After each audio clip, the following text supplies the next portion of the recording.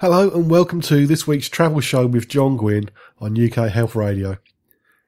You may tell from my voice that I'm probably not the right person to be on a health radio station at the moment. I do have man flu and the water running down my face isn't very pleasant. I've got a little bit of a temperature, so I want loads of sympathy. Anyway, I'm putting the show together as best I can, so I'm going to do as little talking as possible. My main guest this week is Stuart Buss, and he's from Norwegian, which is an airline I first really came across when I was doing work experience at a travel trade magazine. They were putting in new transatlantic routes, and they were really upsetting the American unions because of the low cost element of the company. And Stuart's going to be talking about the airline and where you can fly to. One of the places that you can fly to with Norwegian from London, it's going to spoil it now, but it's Tenerife.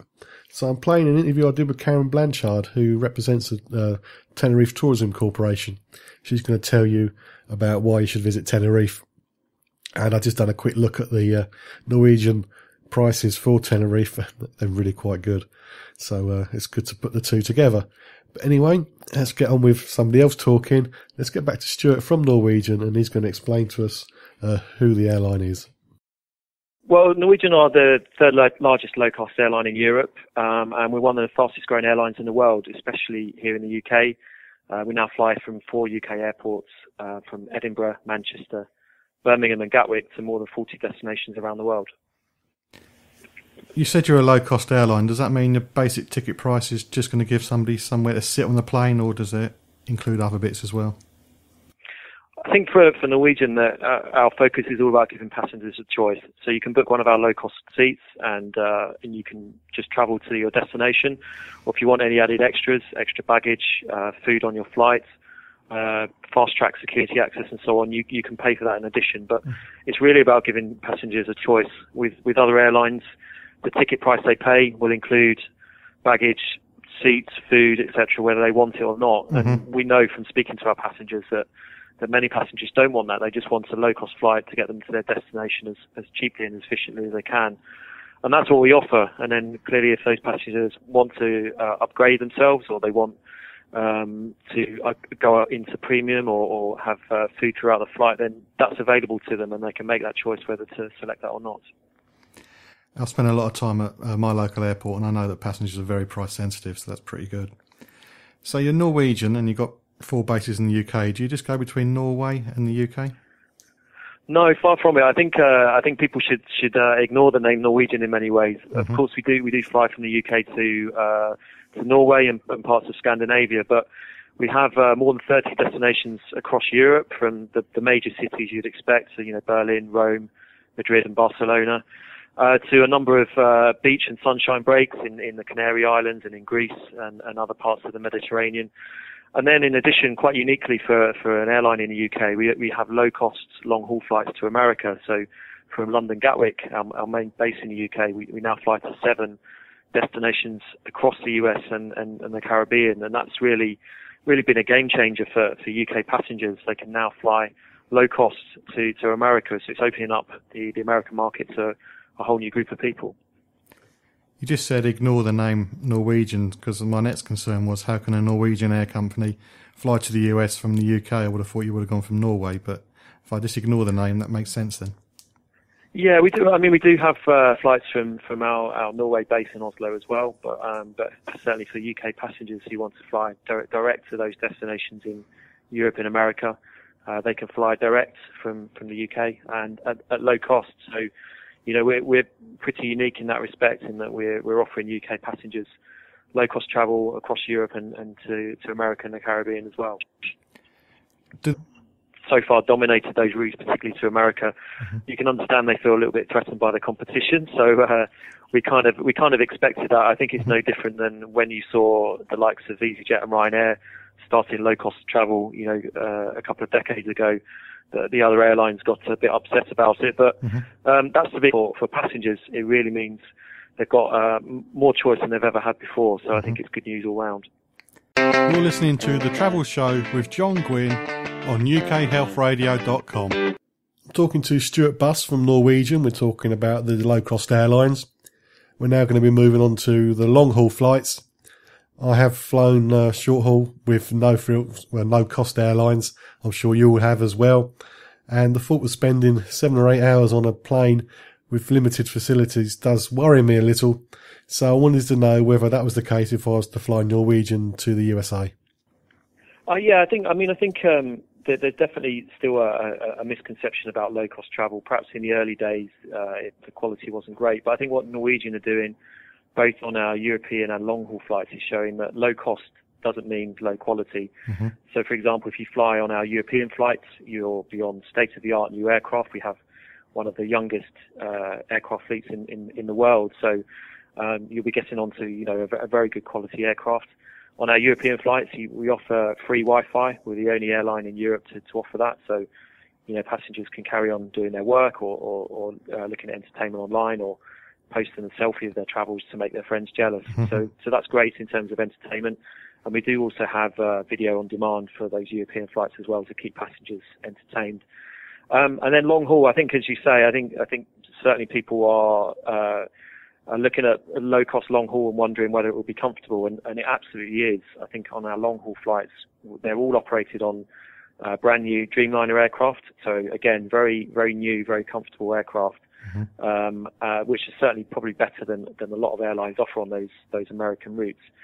And in terms of entertainment on those long-haul routes, we have a in-flight entertainment system. So they can watch on the tablet in the seat in front of them a range of movies and TV programs and games, and we also have a interactive 3D map, which has won a few awards because of the way it sort of demonstrates the journey passengers are on and some of the things they can see and do when they get to their final destination.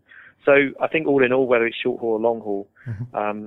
We're a low cost airline, but it's a high quality service that we offer. A meal option is available for the long-haul flights. What do you provide? And do you cater for people with specific diets? Because I used to be a travel agent. I know that many people have different requirements, and I'm a vegan myself, so I'm one of those awkward customers as well.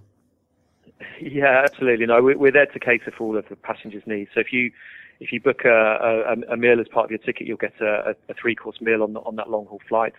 And that can cater for any sort of dietary needs, whether it's, a kids menu or vegetarian, gluten-free, kosher. There's a whole range of different menu types that can cater for all sorts of needs.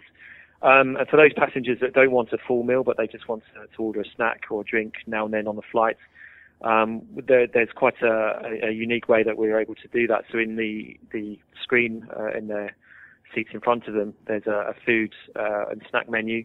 And you can just tap on there and select what you want, swipe your credit card, and then it gets brought straight to your seat. So that's quite a flexible way. I mean, you're not tied to regular trolley services and waiting for the trolley to come past your seat. You can just select what you want to eat or drink at any stage of that flight, and it gets brought straight to your seat. So again, it's just a way of being flexible and making sure that passengers have the choice to order the food and drink they want. I do like that idea. Many times I've been on a flight trying to get somebody's attention, trying to get something, but if I can just sit there and do it, that'd be great.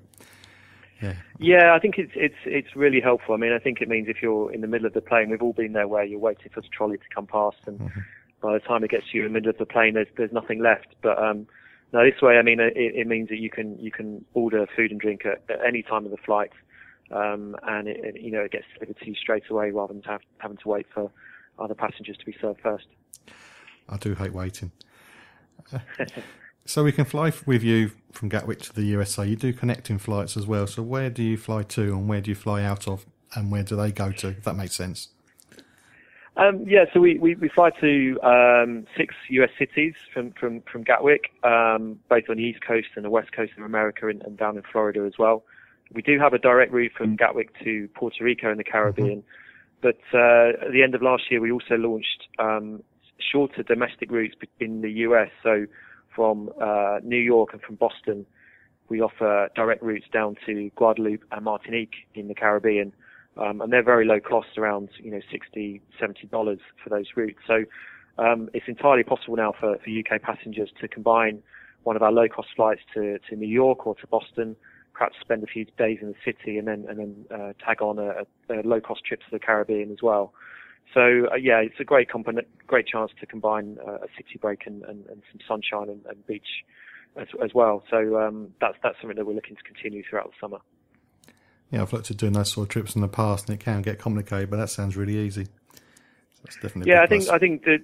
I think we offer all of our flights to the US. The prices we offer are one way. Clearly, I mean, return tickets are available, but by offering those one-way tickets, it does give passengers a bit more flexibility. So, for example, you could fly one way into New York, perhaps spend a few days there, go on to somewhere like Boston, and spend a few days in that city, and then fly back with us one way from Boston. Equally on the West Coast, we offer both San Francisco and Los Angeles now, so that it gives passengers a chance to combine both those cities and not have to pay extra for those different flights from different airports. So what's the best way to keep in the loop when you have your special price promotions? I think all of our routes are available on our website, Norwegian.com. There's also an area in there where passengers can sign up and they'll get our regular newsletter and the special offers that we put on throughout the year. As always, follow us on social media, on Twitter and on Facebook, and we often post news and special offers on there as well. And then, along with our flights being directly listed on our website, we're included on all major travel websites as well. So there's a whole range of options for passengers to see what we offer and to keep in touch on the offers that we've got out there. So you're not direct only booking; you can go for a travel company or an agent, and they can package with your flights.